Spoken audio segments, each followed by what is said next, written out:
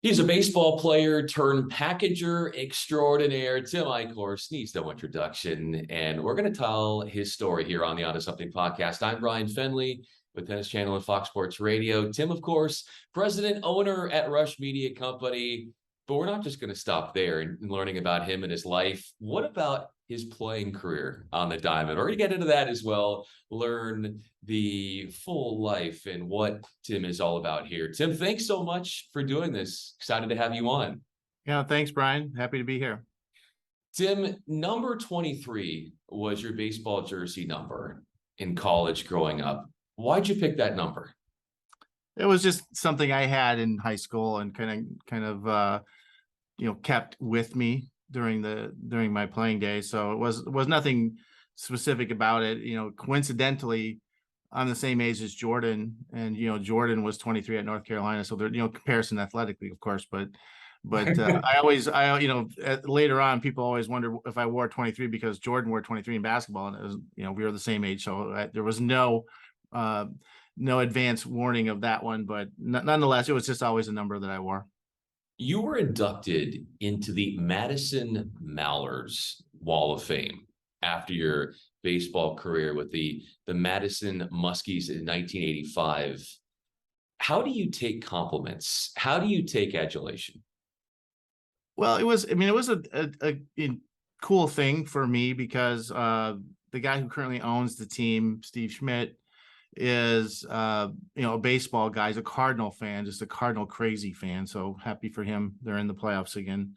But he's done a lot of good work for Madison area baseball. So at the time, the Muskies were a single A franchise of Oakland. Now they're a part of the Northwoods League, a collegiate team, summer team.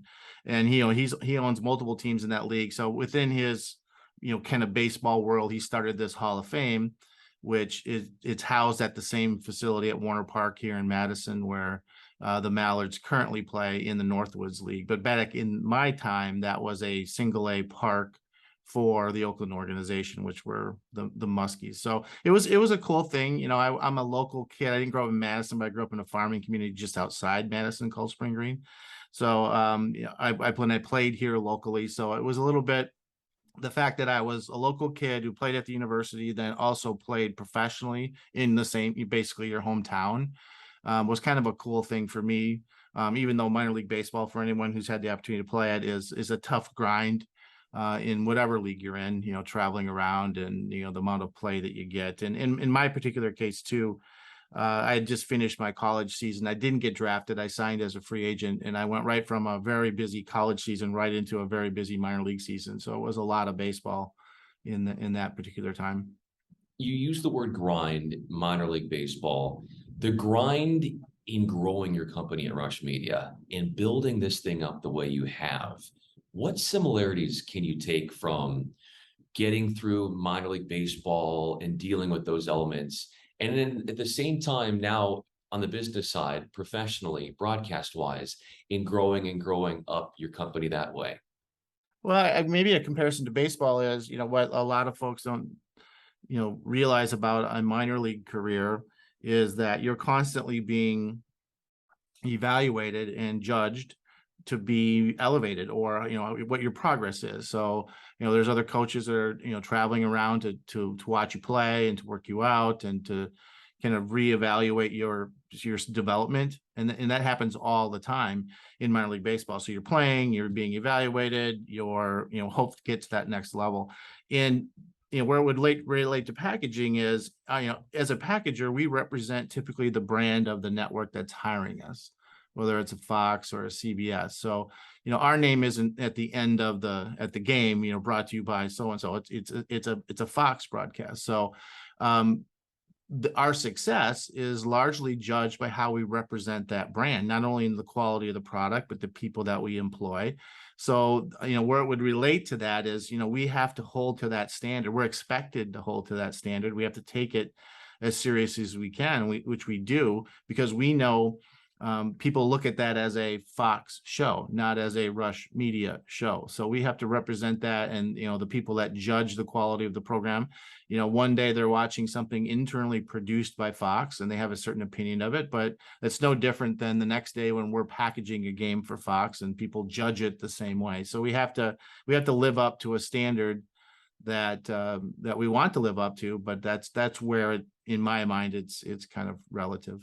And using what you were just saying as far as ways in which you have to prove yourself and to play to a certain standard from a production standpoint, being homegrown, this company, and I believe you're in Madison, Wisconsin, in the Wisconsin area, how were you able to take this idea and then build up those around you in networks to have the confidence in you to say, hey, Tim, we want you and we want to get locked in with you on broadcasts? I would say we grew up very small, so we didn't come into the market with a large portfolio of clients or even equipment or even anything. We kind of grew up with one person, then it was two people, and it was four, and we moved out of my basement and we moved into a real office, and then we built the next level of a truck. So we really knew how to do things at the very basic level, and we just kept doing volumes of those things. It became better at it and better at it, improved, and then technology kind of was a wave that we all rode. So we didn't come in and go, we're the next thing that's going to do this at this level. We came in here, and it were the networks that worked with us, that wanted us to kind of improve, that kind of pulled us up into the market. Our origins are really in high school sports, where we first started. And then we kind of moved up to, Division III college product. Then it was Division I college product. And then it kind of dipped into, minor league, or spring training baseball. And then, major network kind of work with a Fox and a CBS. And, that's where I met Mike, for example. So it was them and that relationship that kind of pulled us up, and they, kind of taught us and trained us to a certain extent, and, educated us on what kind of equipment we should be buying and what they were looking for in terms of a packager. So, I was very open to listening to their advice as to what to do, because I wasn't smart enough on my own just to go build this thing and expect that this was what they wanted. We reacted to what they were telling us, and then kind of grew up into the market. So our origins were very small and continued to grow from that standpoint. You brought up an interesting point. Tim Eichorst is with me. I'm Bryan Fenley. Tim, of course, president, owner, Rush Media. You can watch their work all over networks, baseball, basketball, the list goes on. The idea of somebody at a network believing in you and that sort of working to your benefit, in that it helped you guys grow. They saw a vision from what you guys were doing at a network and said, continue to work on your craft, and then we want to bring you up. What does it mean in different instances in your life, Tim, to have somebody believe in you and the power of that? You've seen it from a professional standpoint, as you talked about, but in other ways as well. Maybe baseball, those people who believed in you, maybe before you saw what kind of potential you had. How powerful has that dynamic been in your life? I think it's not just me, it's the whole group of people that work with Rush, because not only myself, who didn't come from the industry per se, I didn't go to college to train for this professional work that we're doing now. I didn't study it, and it wasn't my original career. This was kind of my secondary career for me. So all of the people that we've hired kind of grew up the same way. They weren't 20-year veterans of the industry. We had young kids come out of tech school that we all learned together how to do this. We created, in some respects, our own language of how we did it. And so the part that's most rewarding is I look at that group of young kids, and even our more senior level team that manage the company, and realize that we are doing good work for people, and they appreciate the hard work that we have. I mean, we're very much a Midwestern work ethic company, even though we're all over the country with our employees. The origins are here. So I'm very prideful of the fact that we work really hard at it. We very rarely say no to, requests. And, like anything, production's a messy business at times. Equipment breaks, trucks break down. There's all kinds of issues, a pandemic, who would have thought, right? So, I think we pride ourselves on reacting to that very well, even when we do make mistakes, which we do, as does everybody else. And, we improve from it. We make it better. So that's the part of it that, for me, in the relationship, to your question, matters, because I think if the clients see that, we own our mistakes at times, we get better as a result of it. We don't make the same mistakes twice, and we improve and we improve and we improve, and we continue to support that. And, we have good personalities of people that are easy to work with. That helps in that relationship when something doesn't go perfectly. And, I know that you have some experience in production yourself, so I'm sure you've been in situations where things don't always go so smoothly. It happens on every show, big and small. So, I think that's the part of the pride that matters to me, is that, our relationship with those customers really matters when that happens. Well, and as you said, there's the human aspect. Nobody's perfect. And if there's anybody that's as close as perfect to putting on a broadcast like that, it would be what you guys are doing. I mean, there's perfect, and then there's Rush Media. It's very close. Given the advancements that you guys have done over the years and the way in which you've steadily built and progressed to be such a power player in sports media. Tim Eichorst is with me. I'm Bryan Fenley. You brought up that Midwestern work ethic. How young were you, Tim, when I would have, let's say, noticed that Midwestern work ethic sort of resonating from you? Oh, I think it goes all the way back to, childhood. You see your parents and you see your friends' parents and, aunts and uncles and things like that. So I think that's endemic in the culture that we all grew up in. And it's not to dismiss that someone in other markets don't work hard. They do. But there's I think, pride ourselves on that extra effort, going the extra mile. How far can you trace your childhood and the way in which you grew up in those grassroots, humble origins, to being the fire starter? And you touched on this a little bit, to what you're doing now, and thinking about where you came from and the power that had into one day turning Rush Media into such a big force. I really did at the time. I really didn't think that way about it. I was coming out of a career as an executive in software, and I did a complete 180 in terms of a career, midlife. So, 20 years ago now. So when I was, in my late 30s, early 40s, so I basically started over into a new career, and literally in my basement of my house. So I think that at the time, I didn't envision this moment right now, that what we're doing is what we would, 20 years ago, predicting it.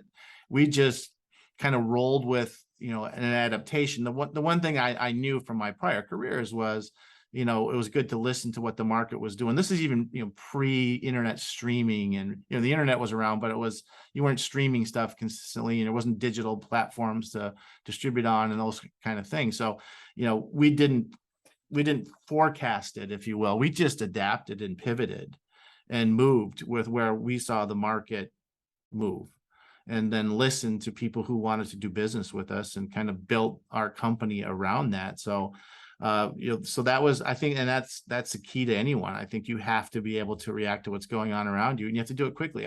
One of our advantages is we're small enough where we can pivot, literally on a moment's notice, to a different direction if we wanted to, or to an advancement in technology, or to a new technology, or to whatever it may be.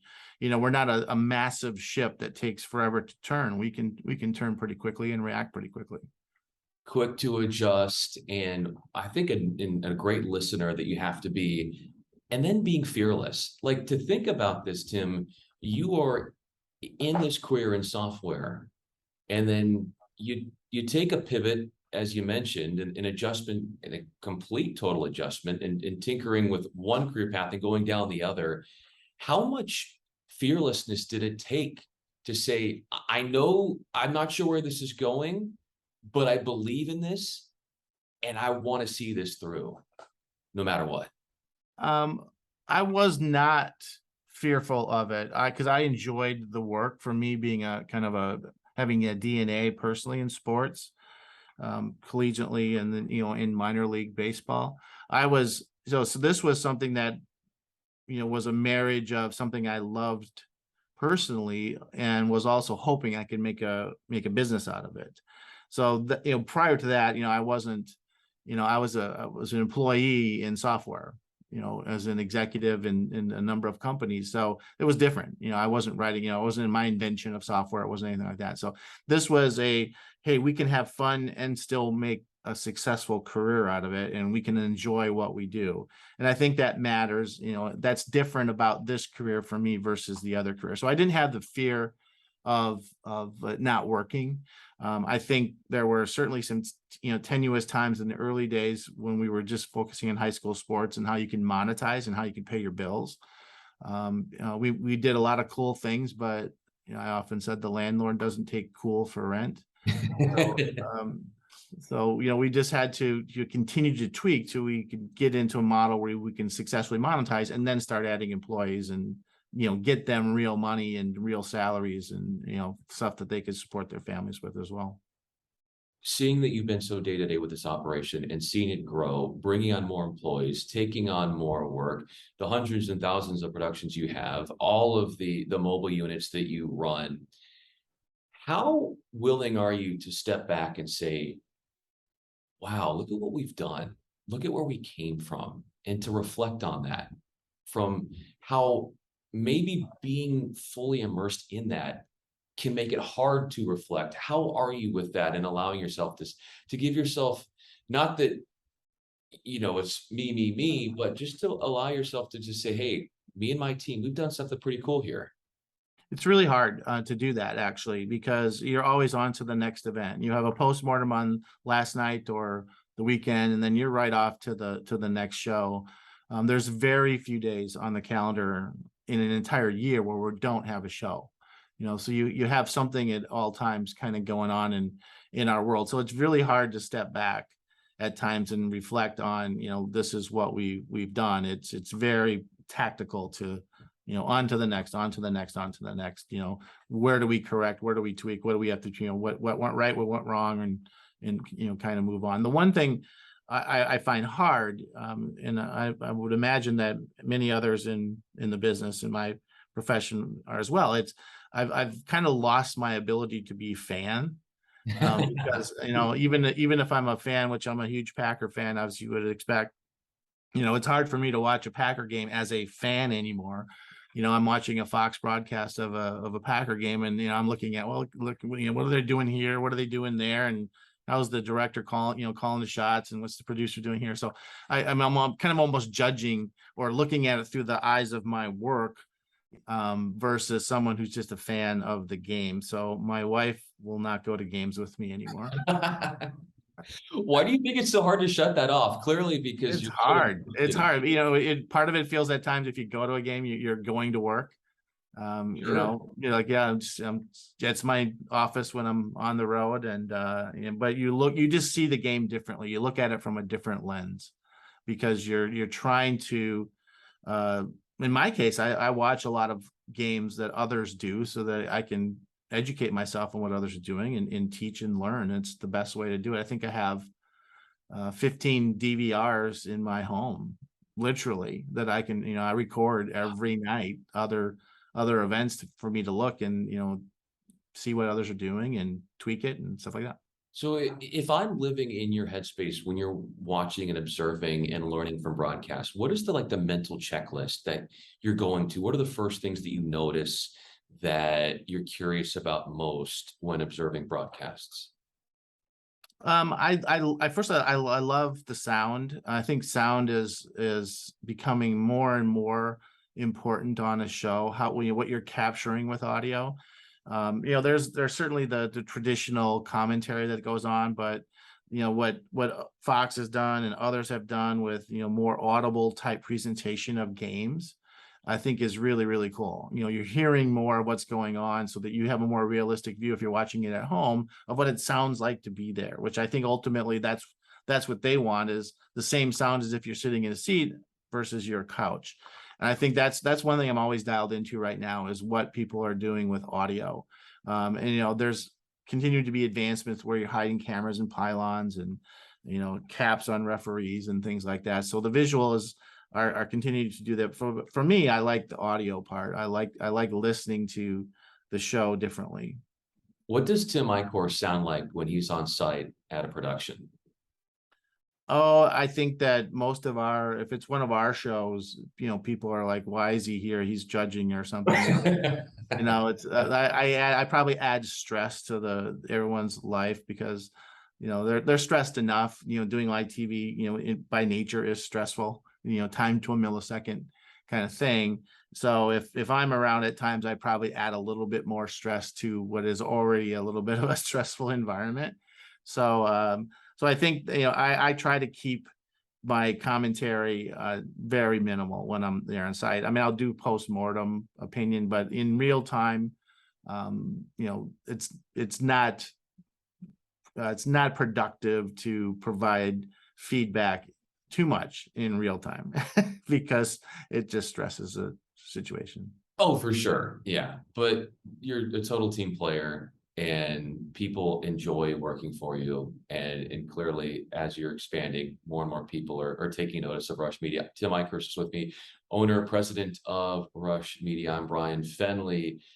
The elusive days you get off, you're always working, but if you get a day off, how do you de-stress? What are the ways in which you like to sort of recenter yourself? I'm a golfer, but I don't get to golf that much. I belong to a club here in Madison, which I very rarely get to play. I also live on it, so I look out my window and it's right there every day.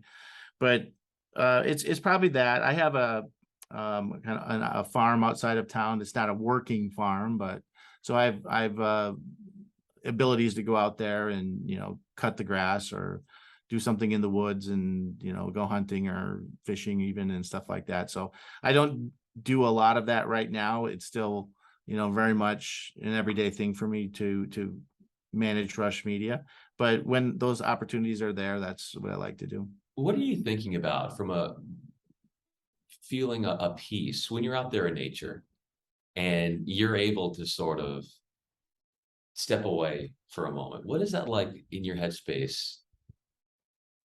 It takes a little bit to kind of decompress from work, like I said earlier, because there's a show that night or the next day and stuff like that. So it's hard to disconnect. You need a little bit more time to do that. But I enjoy getting away, but with technology, you're never too far away with phones and apps and all kinds of things. Last question for you. Tim Eichorst is with me. I'm Bryan Fenley. So with so much going on and the many times that it is hard to sort of decompress because there's always that next event. Of all the times that when you were a player in baseball that you hit home runs, what's the most memorable home run trot of Tim Eichorst? Home run trot? Yeah. Oh, I think I was never a fast runner, so my trot was probably that was like full speed on any type of a hit for me. But no, I was probably quick around the bases. I wasn't someone who flipped the bat or pointed in the air or stuff like that. I hope I conducted myself in a way as if I had done that before. It was the first time I had hit a home run or something like that. So I think I was pretty calm. As Tim Eichorst walks the bases after home run, keeps to his business, focused and centered. That's the way in which he runs his company. He's all about business, focused and centered. And it's really cool to see the growth of Rush Media and all the different properties and networks you work with. Tim Eichorst, thanks so much for giving us a deep look into your life and learning about you beyond just the 24/7 on the go broadcast side of Tim. I'm Bryan Fenley. Thanks again, Tim. You're welcome, Bryan. Take care.